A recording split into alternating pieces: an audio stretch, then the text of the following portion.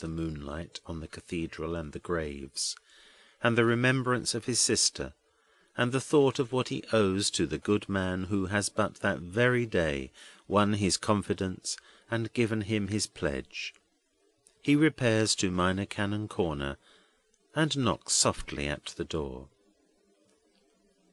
It is Mr. Crisparkle's custom to sit up last of the early household, very softly touching his piano and practising his favourite parts in concerted vocal music.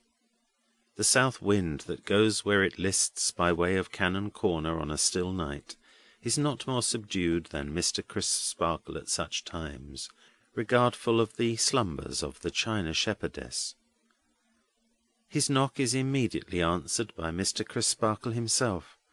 When he opens the door, candle in hand, his cheerful face falls, and disappointed amazement is in it. "Mr. Neville, in this disorder! Where have you been?" "I have been to Mr. Jasper, sir, with his nephew." "Come in." The Minor Canon props him by the elbow with a strong hand, in a strictly scientific manner worthy of his morning trainings, and turns him into his own little book-room, and shuts the door. "I have begun ill, sir. I have begun dreadfully ill." "Too true. You are not sober, Mr. Neville." "I am afraid I am not, sir, though I can satisfy you at another time that I have had a very little indeed to drink, and that it overcame me in the strangest and most sudden manner." "Mr. Neville, Mr. Neville," says the Minor Canon, shaking his head with a sorrowful smile, "I have heard that said before." "I think, my mind is much confused, but I think it is equally true of Mr. Jasper's nephew, sir." "Very likely," is the dry rejoinder. "We quarrelled, sir. He insulted me most grossly. He had heated that tigerish blood I told you of to-day before then." "Mr. Neville," rejoins the Minor Canon, mildly but firmly, "I request you not to speak to me with that clenched right hand. Unclench it, if you please." "He goaded me," pursued the young man, instantly obeying, "beyond my power of endurance. I cannot say whether or no he meant it at first, but he did it. He certainly meant it at last. In short, sir," with an irrepressible outburst, "in the passion into which he lashed me, I would have cut him down if I could, and I tried to do it." "You have clenched that hand again?" is Mr. Crisparkle's quiet commentary. "I beg your pardon, sir." "You know your room, for I showed it you before dinner, but I will accompany you to it once more. Your arm, if you please.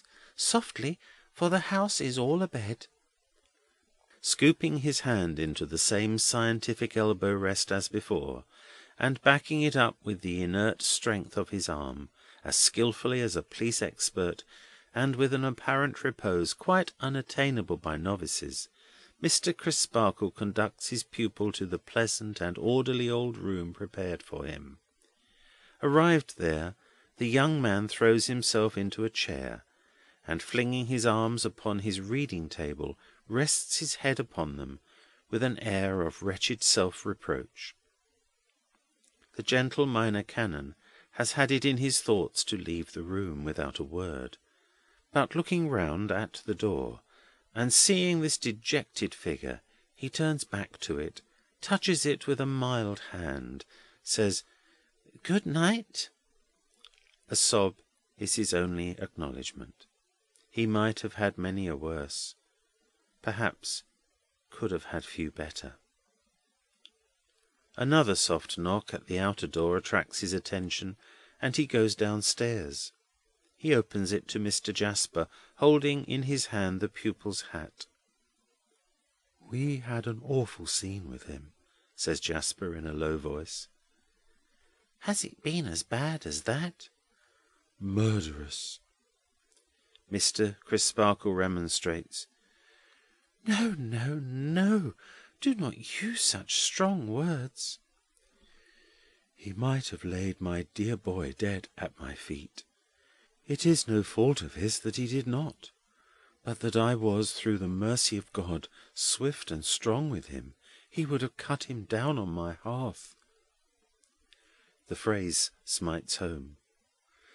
Ah, thinks Mr. Crisparkle, his own words. Seeing what I have seen to-night, and hearing what I have heard, adds Jasper with great earnestness, I shall never know peace of mind when there is danger of those two coming together with no one else to interfere. It was horrible. There is something of the tiger in his dark blood. Ah, thinks Mr. Crisparkle, so he said. You, my dear sir, pursues Jasper, taking his hand, even you have accepted a dangerous charge. You need have no fear for me, Jasper, returns Mr. Crisparkle with a quiet smile. I have none for myself.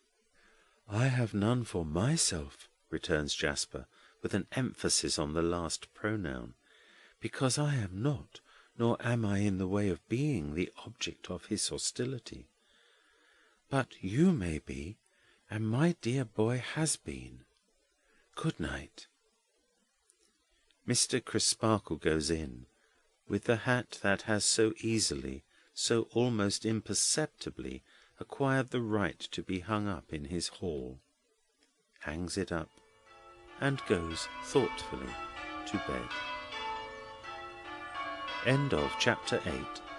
Read by Alan Chant of Tunbridge, Kent, England, during the late summer of 2007.